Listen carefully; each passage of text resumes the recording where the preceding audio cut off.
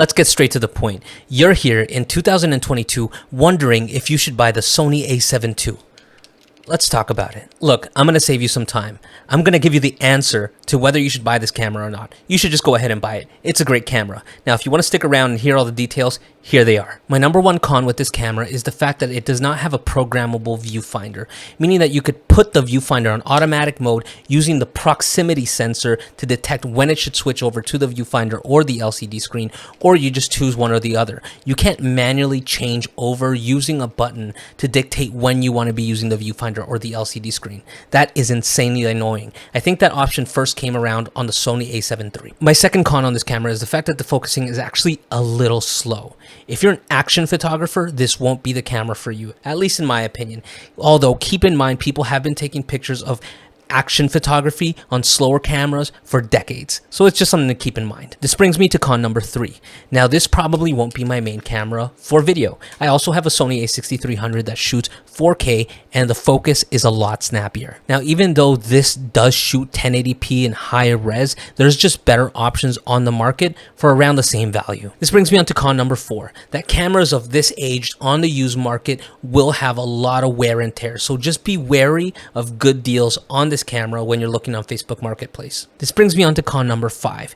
The shutter on this camera is known to go really early on its lifespan, at least according to Reddit users. So if that's something that you're willing to deal with, it's just something to keep in mind. Now this one might not be as important as the others, but it's just something to keep in mind. Whenever you tell somebody you have a Sony A7 II, they will tell you how much better the Sony A7 III is.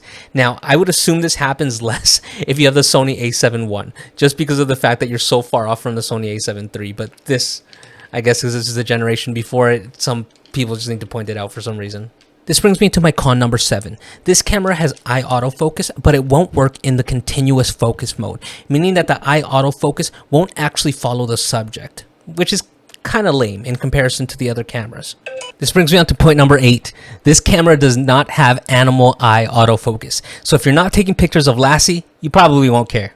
On to point number 9, the screen on the back of this camera can be a little bit annoying. It actually displays a little dark, I've noticed, when actually looking at my images later on the computer. So it's just something to keep in mind and to adjust for as you're taking your pictures or are out on the field. Now this is for you street photographers, unless you really don't care. It does not have silent shooting, meaning that the shutter will actually actuate every time you take a picture. Unlike its counterparts, the Sony A6300 and the Sony A7 III that do have silent shooting, is just something to keep in mind. And last but not least, and probably the biggest deal breaker, if you are like a wedding photographer or something like that, this camera does not have a secondary card slot. That might be a deal breaker for somebody that constantly needs to work with backups available, but that's why I carry 2 cameras at any single point in time. There is one thing I want to point out, is that this camera has never actually broken or corrupted a single card that I've had throughout the years. So again, it's just something to keep in mind. It rarely happens. It's actually happened on my Sony A6300,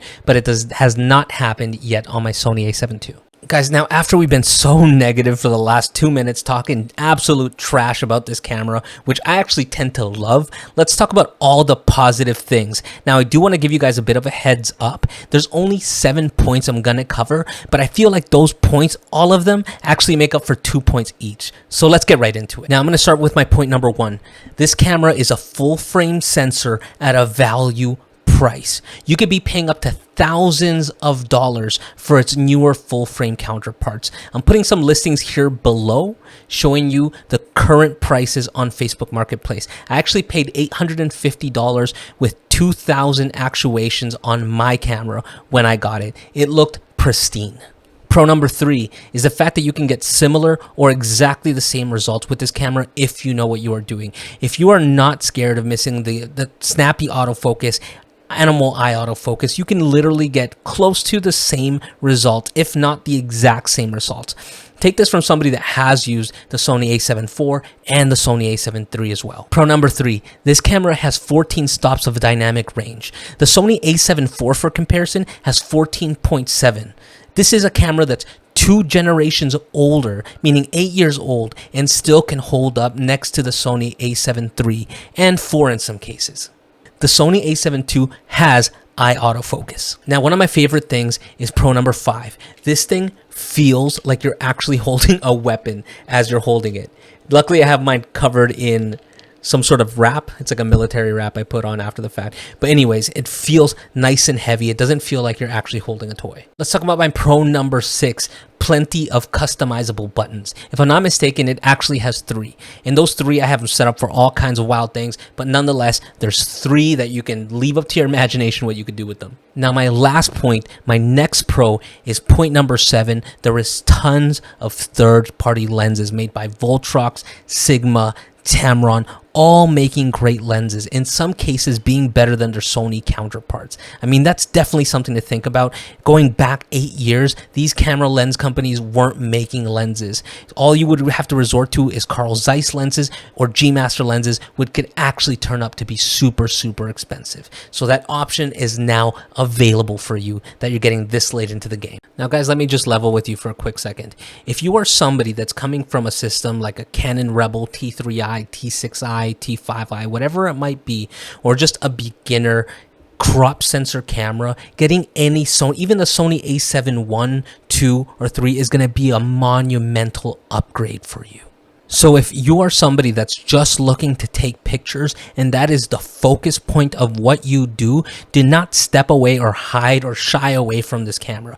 This camera is super powerful and you could definitely use it as a tool to take your portfolio to the next level. Now, even though I might step away on occasion to use the Sony A7 IV or the Sony A7 III when either I'm renting it or whether I'm using it for a very specific project, the Sony A7 II yet is my day-to-day camera. And I'm going to go ahead and show you, I'm sure I've showed you examples throughout this video of what I've actually done with this camera, and I'm going to go ahead and compare it to other photos I've taken with the Sony A7 IV, and I promise you, you're not going to be able to tell the difference which I took with which camera based off what I'm showing you on at least my Instagram or any of my social medias. So I'm going to leave that here. So the answer to the question, should you buy the Sony A7 II in 2022? The answer is yes. I mean, literally, go check your Facebook right now, Marketplace, and go get the camera. Okay, I'm waiting. All right, if you're still here, at least give me a subscription. I mean, you can do that at least. All right, guys, take care.